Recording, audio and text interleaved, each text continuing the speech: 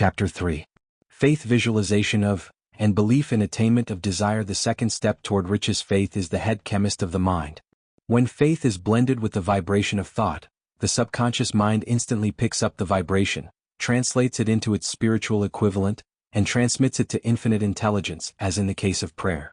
The emotions of faith, love, and sex are the most powerful of all the major positive emotions. When the three are blended, they have the effect of coloring the vibration of thought in such a way that it instantly reaches the subconscious mind, where it is changed into its spiritual equivalent, the only form that induces a response from infinite intelligence. Love and faith are psychic, related to the spiritual side of man. Sex is purely biological and related only to the physical. The mixing or blending of these three emotions has the effect of opening a direct line of communication between the finite, thinking mind of man and infinite intelligence. How to develop faith? There comes now a statement which will give a better understanding of the importance the principle of autosuggestion assumes in the transmutation of desire into its physical or monetary equivalent. Namely, faith is a state of mind which may be induced or created by affirmation or repeated instructions to the subconscious mind through the principle of autosuggestion. As an illustration, consider the purpose for which you are presumably reading this book. The object is, naturally, to acquire the ability to transmute the intangible thought impulse of desire into its physical counterpart, money. By following the instructions laid down in the chapters on autosuggestion and the subconscious mind as summarized in the chapter on autosuggestion, you may convince the subconscious mind that you believe you will receive that for which you ask, and it will act upon that belief, which your subconscious mind passes back to you in the form of faith, followed by definite plans for procuring that which you desire. The method by which one develops faith, where it does not already exist, is extremely difficult to describe, almost as difficult in fact as it would be to describe the color of red to a blind man who has never seen color, and has nothing with which to compare what you describe to him. Faith is a state of mind which you may develop at will, after you have mastered the 13 principles, because it is a state of mind which develops voluntarily, through application and use of these principles. Repetition of affirmation of orders to your subconscious mind is the only known method of voluntary development of the emotion of faith. Perhaps the meaning may be made clearer through the following explanation as to the way men sometimes become criminals. Stated in the words of a famous criminologist, when men first come into contact with crime, they abhor it. If they remain in contact with crime for a time, they become accustomed to it and endure it. If they remain in contact with it long enough, they finally embrace it and become influenced by it. This is the equivalent of saying that any impulse of thought which is repeatedly passed on to the subconscious mind is finally accepted and acted upon by the subconscious mind, which proceeds to translate that impulse into its physical equivalent, by the most practical procedure available. In connection with this, consider again the statement, all thoughts which have been emotionalized and mixed with faith, begin immediately to translate themselves into their physical equivalent or counterpart. The emotions or the feeling portion of thoughts are the factors which give thoughts vitality, life and action. The emotions of faith, love and sex, when mixed with any thought impulse, give it greater action than any of these emotions can do singly. Not only thought impulses which have been mixed with faith, but those which have been mixed with any of the positive emotions or any of the negative emotions, may reach and influence the subconscious mind. From this statement, you will understand that the subconscious mind will translate into its physical equivalent a thought impulse of a negative or destructive nature, just as readily as it will act upon thought impulses of a positive or constructive nature. This accounts for the strange phenomenon which so many millions of people experience, referred to as misfortune or bad luck. There are millions of people who believe themselves doomed to poverty and failure because of some strange force over which they believe they have no control. They are the creators of their own misfortunes, because of this negative belief, which is picked up by the subconscious mind and translated into its physical equivalent. This is an appropriate place at which to suggest again that you may benefit, by passing on to your subconscious mind, any desire which you wish translated into its physical or monetary equivalent, in a state of expectancy or belief that the transmutation will actually take place. Your belief or faith is the element which determines the action of your subconscious mind. There is nothing to hinder you from deceiving your subconscious mind when giving it instructions through autosuggestion, as I deceived my son's subconscious mind. To make this deceit more realistic, conduct yourself just as you would, if you were already in possession of the material thing which you are demanding, when you call upon your subconscious mind. The subconscious mind will transmute into its physical equivalent by the most direct and practical media available, any order which is given to it in a state of belief, or faith that the order will be carried out.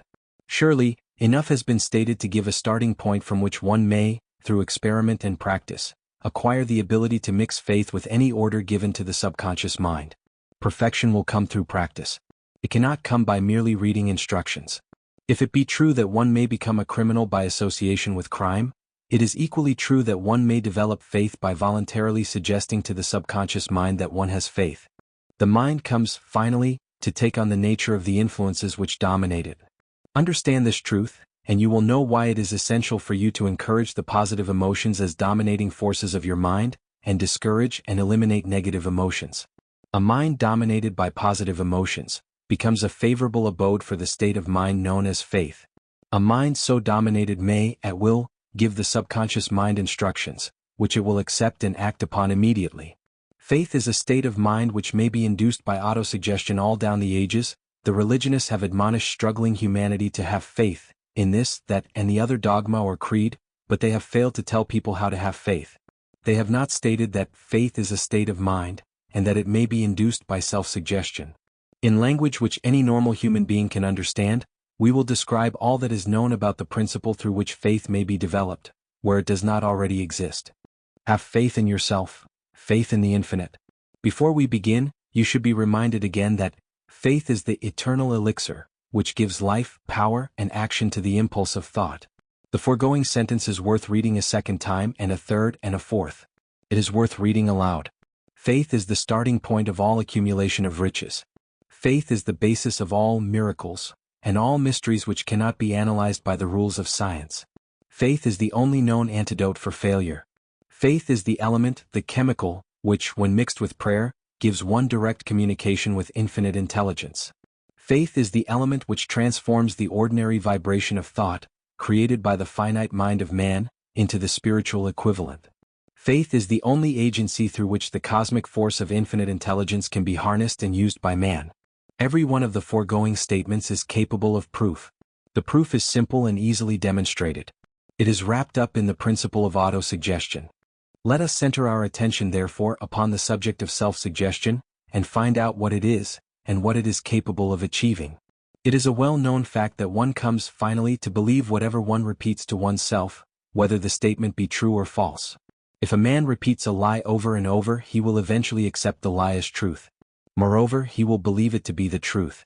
Every man is what he is, because of the dominating thoughts which he permits to occupy his mind. Thoughts which a man deliberately places in his own mind and encourages with sympathy, and with which he mixes any one or more of the emotions, constitute the motivating forces, which direct and control his every movement, act, and deed. Comes now a very significant statement of truth. Thoughts which are mixed with any of the feelings of emotions constitute a magnetic force which attracts, from the vibrations of the ether, other similar or related thoughts. A thought thus magnetized with emotion may be compared to a seed which, when planted in fertile soil, germinates, grows, and multiplies itself over and over again, until that which was originally one small seed becomes countless millions of seeds of the same brand. The ether is a great cosmic mass of eternal forces of vibration. It is made up of both destructive vibrations and constructive vibrations.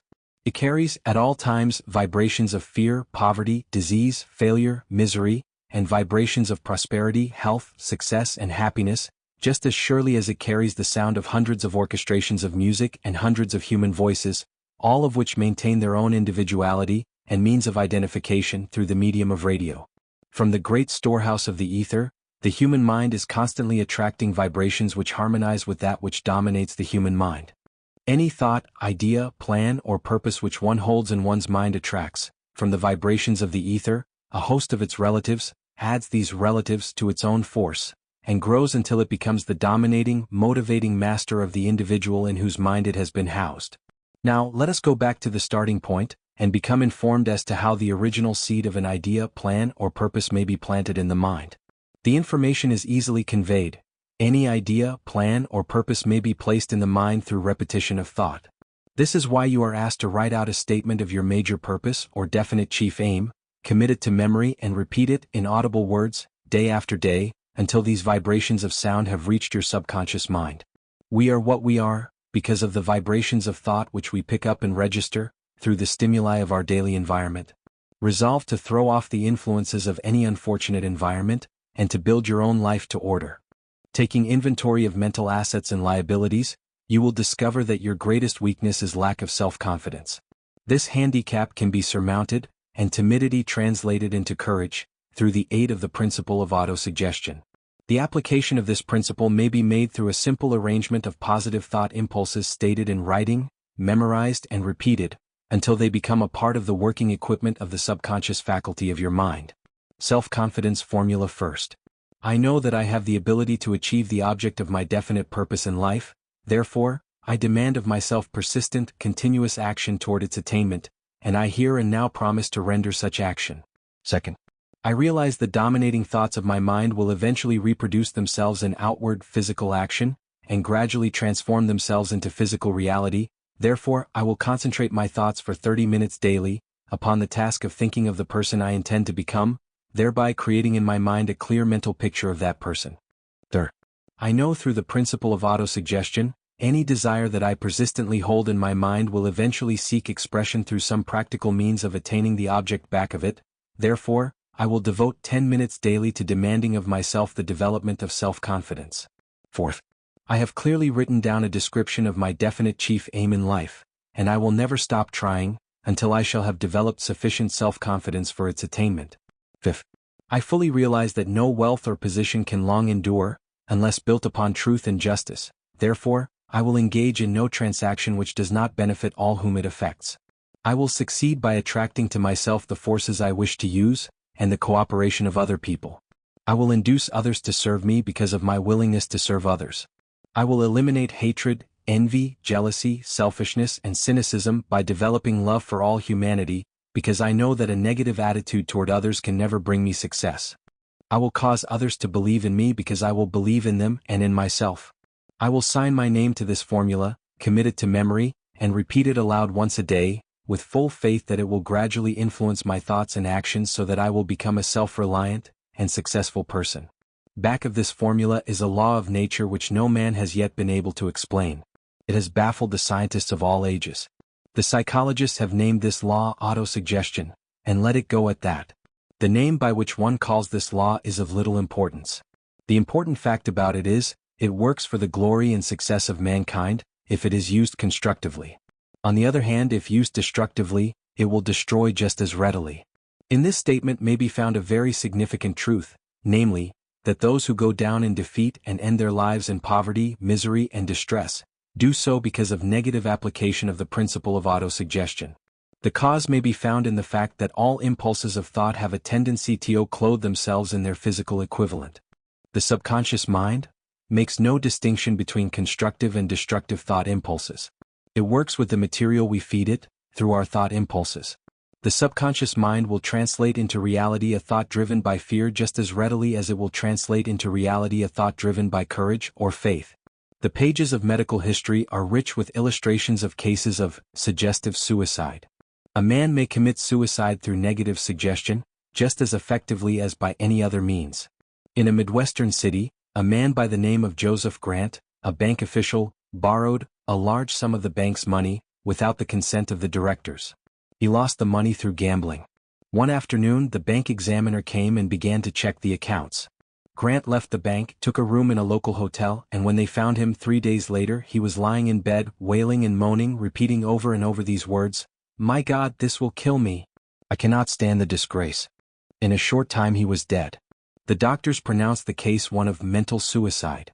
Just as electricity will turn the wheels of industry and render useful service if used constructively, or snuff out life if wrongly used, so will the law of autosuggestion lead you to peace and prosperity, or down into the valley of misery, failure, and death, according to your degree of understanding and application of it. If you fill your mind with fear, doubt, and unbelief in your ability to connect with and use the forces of infinite intelligence, the law of autosuggestion will take this spirit of unbelief and use it as a pattern by which your subconscious mind will translate it into its physical equivalent. This statement is as true as the statement that 2 and 2 are 4. Like the wind which carries one ship east and another west, the law of autosuggestion will lift you up or pull you down, according to the way you set your sails of thought. The law of autosuggestion, through which any person may rise to altitudes of achievement which stagger the imagination, is well described in the following verse. If you think you are beaten, you are. If you think you dare not, you don't. If you like to win but you think you can't, it is almost certain you won't. If you think you'll lose, you're lost. For out of the world we find, success begins with a fellow's will, it's all in the state of mind. If you think you are outclassed, you've got to think high to rise, you've got to be sure of yourself before you can ever win a prize. Life's battles don't always go to the stronger or faster man, but soon or late the man who wins is the man who thinks he can. Observe the words which have been emphasized, and you will catch the deep meaning which the poet had in mind. Somewhere in your makeup there lies sleeping, the seed of achievement which, if aroused and put into action, would carry you to heights, such as you may never have hoped to attain. Just as a master musician may cause the most beautiful strains of music to pour forth from the strings of a violin, so may you arouse the genius which lies asleep in your brain, and cause it to drive you upward to whatever goal you may wish to achieve. Abraham Lincoln was a failure at everything he tried, until he was well past the age of 40. He was a Mr. Nobody from nowhere, until a great experience came into his life, aroused the sleeping genius within his heart and brain, and gave the world one of its really great men. That experience was mixed with the emotions of sorrow and love. It came to him through Anne Rutledge, the only woman whom he ever truly loved. It is a known fact that the emotion of love is closely akin to the state of mind known as faith, and this for the reason that love comes very near to translating one's thought impulses into their spiritual equivalent. During his work of research, the author discovered, from the analysis of the lifework and achievements of hundreds of men of outstanding accomplishment, that there was the influence of a woman's love back of nearly every one of them. The emotion of love in the human heart and brain creates a favorable field of magnetic attraction, which causes an influx of the higher and finer vibrations which are afloat in the ether. If you wish evidence of the power of faith, study the achievements of men and women who have employed it. At the head of the list comes the Nazarene. Christianity is the greatest single force which influences the minds of men.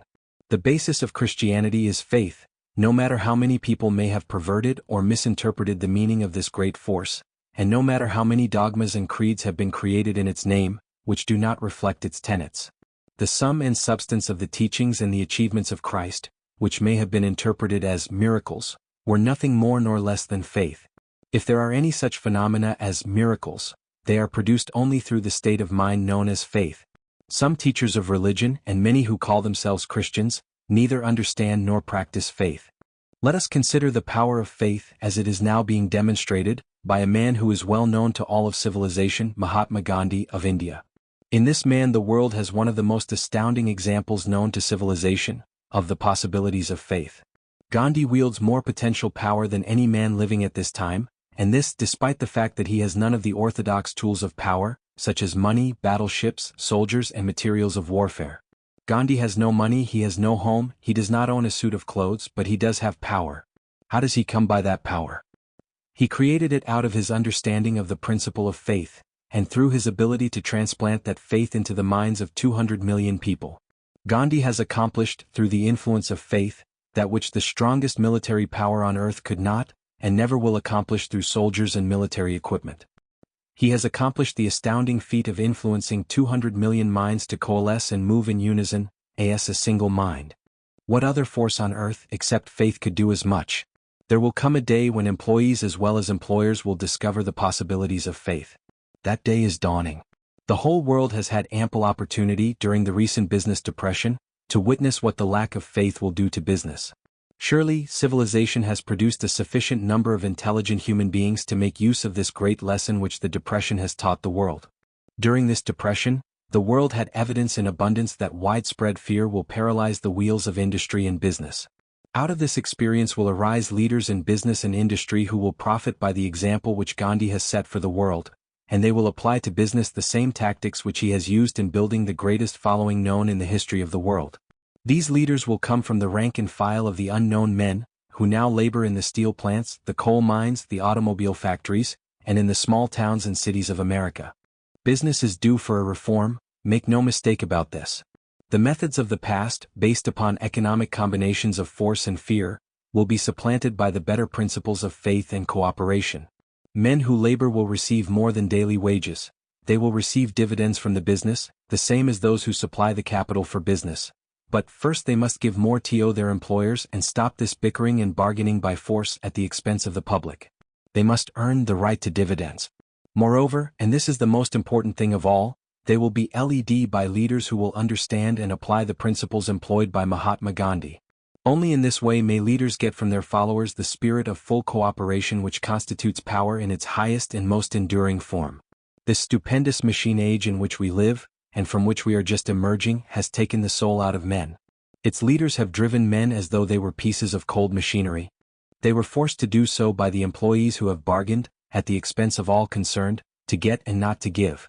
The watchword of the future will be human happiness and contentment, and when this state of mind shall have been attained, the production will take care of itself, more effectively than anything that has ever been accomplished where men did not, and could not mix faith and individual interest with their labor. Because of the need for faith and cooperation in operating business and industry, it will be both interesting and profitable to analyze an event which provides an excellent understanding of the method by which industrialists and business men accumulate great fortunes, by giving before they try to get.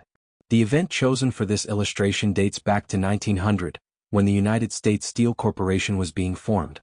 As you read the story, keep in mind these fundamental facts and you will understand how ideas have been converted into huge fortunes. First, the huge United States Steel Corporation was born in the mind of Charles M. Schwab, in the form of an idea he created through his imagination. Second, he mixed faith with his idea. Third, he formulated a plan for the transformation of his idea into physical and financial reality. Fourth, he put his plan into action with his famous speech at the University Club. Fifth, he applied and followed through on his plan with persistence, and backed it with firm decision until it had been fully carried out. Sixth, he prepared the way for success by a burning desire for success. If you are one of those who have often wondered how great fortunes are accumulated, this story of the creation of the United States Steel Corporation will be enlightening. If you have any doubt that men can think and grow rich, this story should dispel that doubt, because you can plainly see in the story of the United States Steel, the application of a major portion of the 13 principles described in this book. This astounding description of the power of an idea was dramatically told by John Lowell, in the New York World Telegram, with whose courtesy it is here reprinted. A pretty after-dinner speech for $1 billion, when, on the evening of December 12, 1900, some 80 of the nation's financial nobility gathered in the banquet hall of the University Club on Fifth Avenue to do honor to a young man from out of the West. Not half a dozen of the guests realized they were to witness the most significant episode in American industrial history. J. Edward Simmons and Charles Stewart Smith, their hearts full of gratitude for the lavish hospitality bestowed on them by Charles M. Schwab during a recent visit to Pittsburgh, had arranged the dinner to introduce the 38-year-old steel man to Eastern banking society. But they didn't expect him to stampede the convention.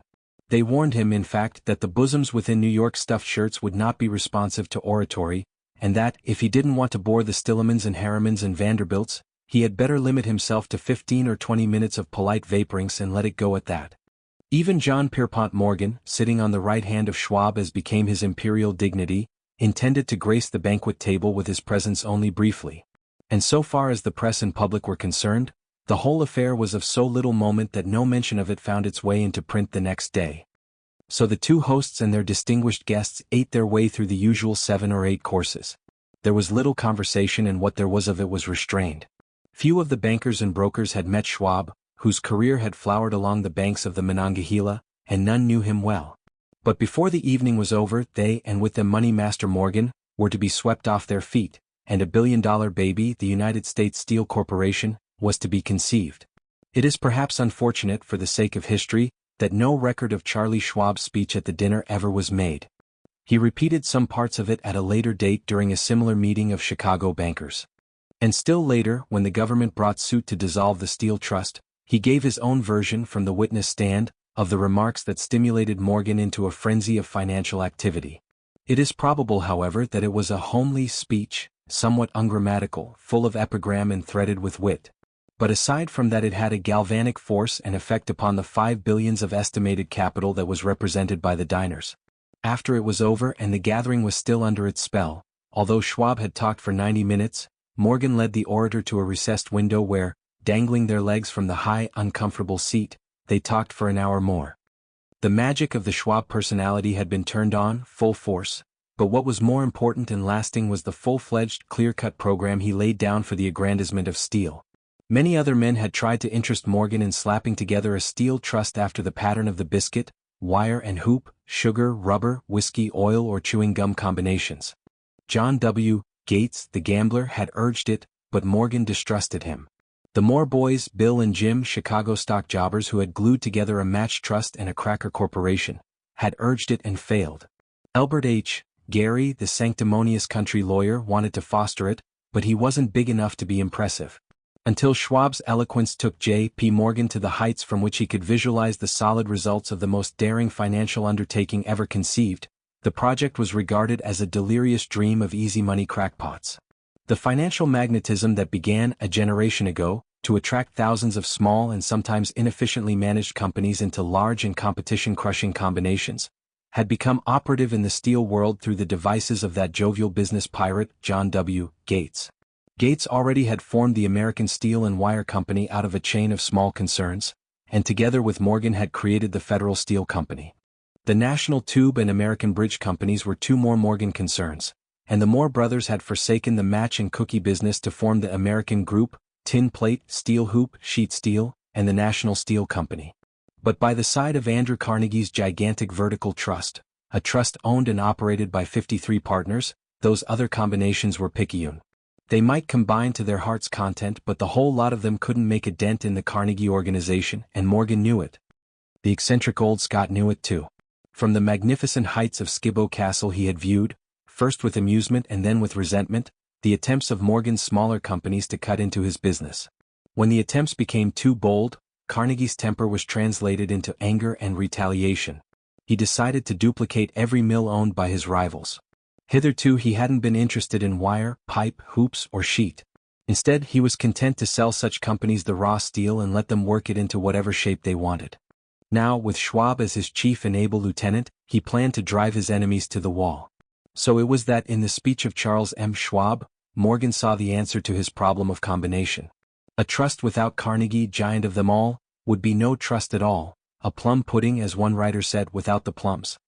Schwab's speech on the night of December 12, 1900, undoubtedly carried the inference, though not the pledge, that the vast Carnegie enterprise could be brought under the Morgan tent. He talked of the world future for steel, of reorganization for efficiency, of specialization, of the scrapping of unsuccessful mills and concentration of effort on the flourishing properties, of economies in the ore traffic, of economies in overhead and administrative departments, of capturing foreign markets. More than that, he told the buccaneers among them wherein lay the errors of their customary piracy. Their purposes, he inferred, had been to create monopolies, raise prices, and pay themselves fat dividends out of privilege. Schwab condemned the system in his heartiest manner. The short-sightedness of such a policy, he told his hearers, lay in the fact that it restricted the market in an era when everything cried for expansion. By cheapening the cost of steel, he argued, an ever-expanding market would be created. More uses for steel would be devised and a goodly portion of the world trade could be captured. Actually, though he did not know it, Schwab was an apostle of modern mass production. So the dinner at the University Club came to an end. Morgan went home to think about Schwab's rosy predictions. Schwab went back to Pittsburgh to run the steel business for Andrew Carnegie, while Gary and the rest went back to their stock tickers, to fiddle around in anticipation of the next move. It was not long coming. It took Morgan about 1 week to digest the feast of reason Schwab had placed before him. When he had assured himself that no financial indigestion was to result, he sent for Schwab and found that young man rather coy. Mr. Carnegie, Schwab indicated, might not like it if he found his trusted company president had been flirting with the Emperor of Wall Street, the street upon which Carnegie was resolved never to tread. Then it was suggested by John W. Gates, the go-between, that if Schwab happened to be in the Bellevue Hotel in Philadelphia, J.P. Morgan might also happen to be there. When Schwab arrived, however, Morgan was inconveniently ill at his New York home, and so, on the elder man's pressing invitation, Schwab went to New York and presented himself at the door of the financier's library. Now certain economic historians have professed the belief that from the beginning to the end of the drama, the stage was set by Andrew Carnegie, that the dinner to Schwab, the famous speech, the Sunday night conference between Schwab and the Money King, were events arranged by the canny Scot. The truth is exactly the opposite.